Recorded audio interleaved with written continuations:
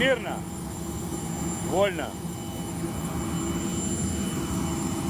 Так, товарищи офицеры, участники международных армейских игр, хочу от имени министра обороны, от себя лично, от руководства Министерства обороны хочу поблагодарить за активное участие на этих конкурсах. Хочу довести отдельно, что на следующей неделе, к концу следующей недели, все участники армейских игр Армии-2022 в Министерстве обороны в актовом зале будут проводиться подведение итогов. Каждый руководитель конкурса будет делать доклад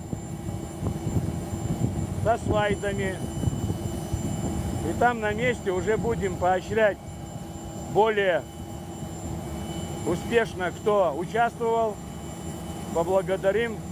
Это уже отдельно.